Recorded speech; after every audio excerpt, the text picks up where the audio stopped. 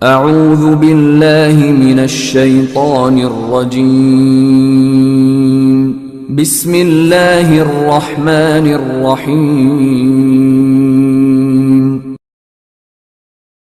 فرمایا کہ میں جو روزے رکھتا تھا نا اللہ کے لیے، اور گرمی کی شدت میں بھوک اور پیاس برداشت کرتا تھا اللہ کی خاطر، وہ لذت اب مجھے کبھی بھی محسوس نہیں ہوگی۔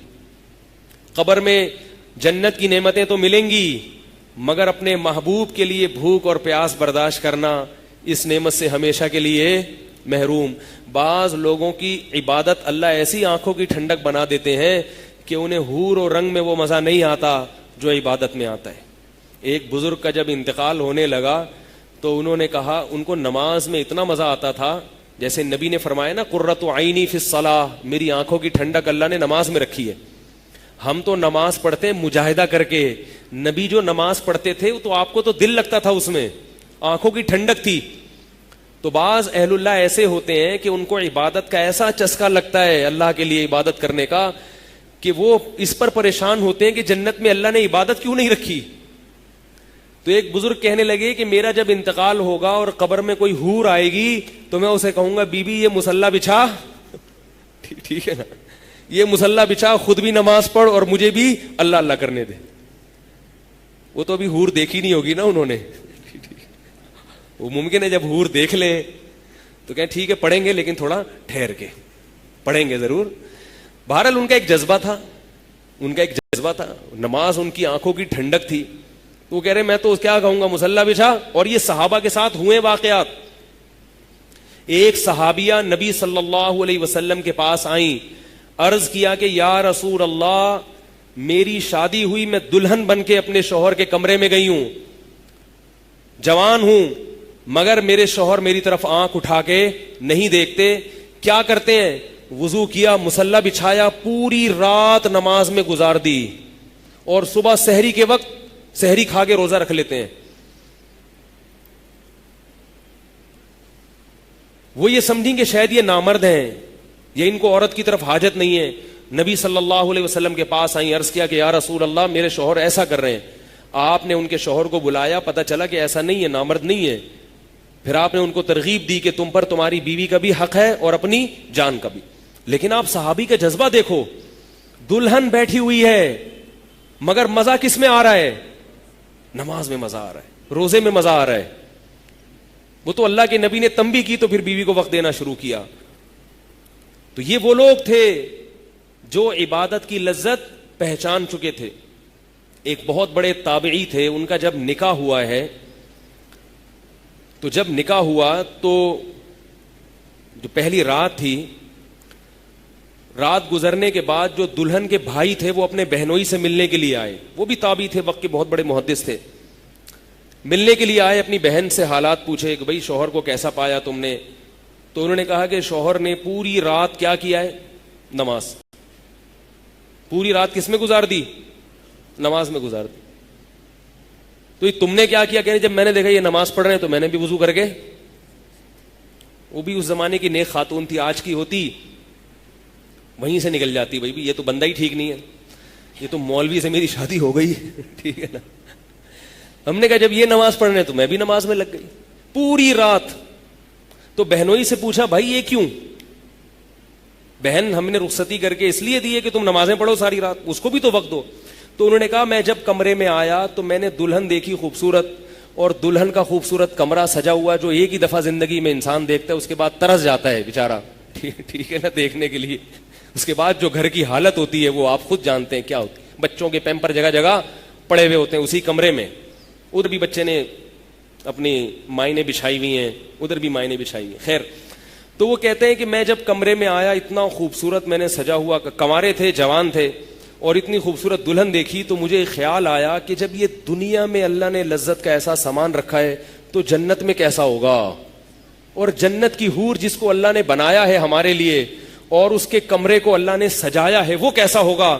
تو میں اس کی لالچ میں نماز پڑھنے لگا اور اللہ سے دعا مانگنے لگا کہ اللہ اس جنت سے مجھے محروم نہ کرنا۔ میں نے کہا یہ تو کہیں بھاگی نہیں جا رہی ہے، یہ تو اپنی بیوی ادھر ہی رہے گی، پہلے اللہ سے وہ مانگ لو۔ تو ان کو پتا تھا کہ نماز میں ملتا کیا ہے، روزہ رکھنے سے ملتا کیا ہے، تو اس لیے ان کو نماز میں بھی مزہ آتا تھا اور روزے رکھنے میں بھی مزہ آتا تھا. ہمیں نماز، کیونکہ ہماری سب سے محبوب چیز ہے گٹکا، ہماری سب سے محبوب چیز ہے پان، ہماری سب سے محبوب چیز ہے چائے، ہماری سب سے محبوب چیز ہے تمباکو، سگریٹ. ہمیں روزے میں یہ چیزیں نہیں ملتی، لہذا دنیا کا ہر کام کر سکتے ہیں مگر روزہ نہیں رکھ سکتے. تو یار کیسے گزارو، نسوار کے بغیر کیسے میں چلوں گا سارا دن بھائی، گٹکے کے بغیر کیسے چلوں گا. جنت کی حوروں سے محرومی اور گٹکوں پہ اکتفا. تو بھائی ہمت کر لیں. کیا خیال ہے؟ پیر اور جمعرات کا روزہ اور ایام 20 کا، اور گھر میں سب کو رکھوائیں گے تو ماحول بن جائے گا، بیماریاں ختم ہوں گی. اور یاد رکھو روزہ رکھنے سے کبھی بھی صحت خراب نہیں ہوتی. کوئی ڈاکٹر اگر یہ کہتا ہے نا روزہ رکھو گے تو کمزور ہو جاؤ گے، اسے میرے پاس لائیں، اس ڈاکٹر کو آپ میرے پاس لائیں، میں اس کو اپنی زبان میں انشاءاللہ سمجھا دوں گا. ہمارے نبی نے کبھی ہمیں ایسی بات کا حکم نہیں دیا جو ہماری صحت کے لیے نقصان دہ ہو. ہاں بچوں کے لیے روزے رکھنا نقصان دہ ہے، کیونکہ بچوں کی گروتھ ہوتی ہے، ان کو خوراک چاہیے. کبھی کبھار ان کو رکھوا دیں، ان کو زیادہ روزے نہ رکھنے دیں. میں تو بچوں کو رمضان کے روزے نہیں رکھنے دیتا. اس گرمی میں 2 روزے رکھ لیے بس بہت ہے، پھر وہ جمعے رکھوا دیے عادت ڈالنے کے لیے. جب بالغ ہو جائے تو پھر ہے، کیونکہ وہ گروتھ کا ٹائم ہوتا ہے، اس میں پھر نقصان ہوتا ہے بچوں. اس لیے شریعت نے بچوں کو حکم بھی نہیں دیا. تو یہ تو وہ پیر اور جمعرات کا ہے. اور اسی طرح مہینے میں 3 روزے ہو گئے.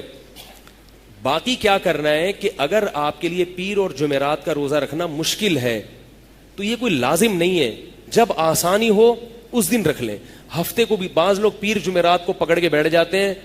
اب ان کو ہفتے کے دن مثال کے طور پر چھٹی ہوتی ہے آفس سے، اتوار کو چھٹی ہوتی ہے، روزہ رکھنا آسان ہے، لیکن وہ کہتے ہیں نہیں روزہ تو پیر کا سنت ہے، میں اتوار کو کیوں رکھوں. تو یہ بھی بدعت ہے. یہ سوچ کیا ہے؟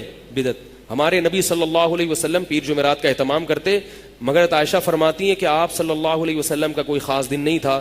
بعض دفعہ روزے رکھنے پہ آتے تو رکھتے چلے جاتے، چھوڑنے پر آتے تو چھوڑتے چلے جاتے. تو کوئی مخصوص دن نہیں ہے.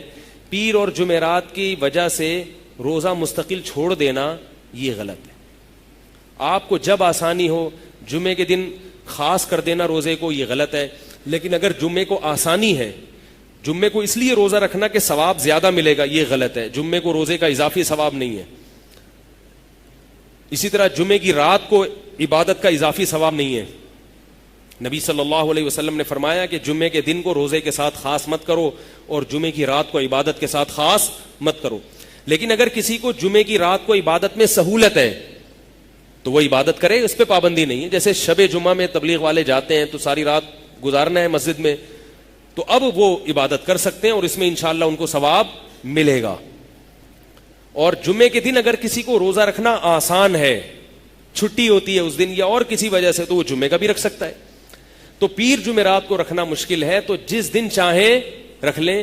خلاصہ یہ کہ ہفتے میں کم از کم 2 روزے بولو نا بھائی رکھ لو، اور مہینے میں 3. اور شوال میں نبی صلی اللہ علیہ وسلم نے 6 روزوں کا حکم دیا. اس میں شاید یہ حکمت ہے کہ ویسے تو ہر مہینے 3 کا حکم دیا، مگر شوال میں 6 کا اس لیے شاید اس میں یہ حکمت ہو کہ رمضان میں جو روزوں کی عادت پڑ چکی ہے وہ ایک دم سے چھوٹ نہ جائے، وہ تھوڑی سی عادت برقرار رہے، شاید یہ حکمت ہو. تو اس کا فائدہ یہ ہوگا کہ بہت سی برائیوں سے بچ جائیں گے، نفس پہ کنٹرول کرنے کی صلاحیت پیدا ہوگی.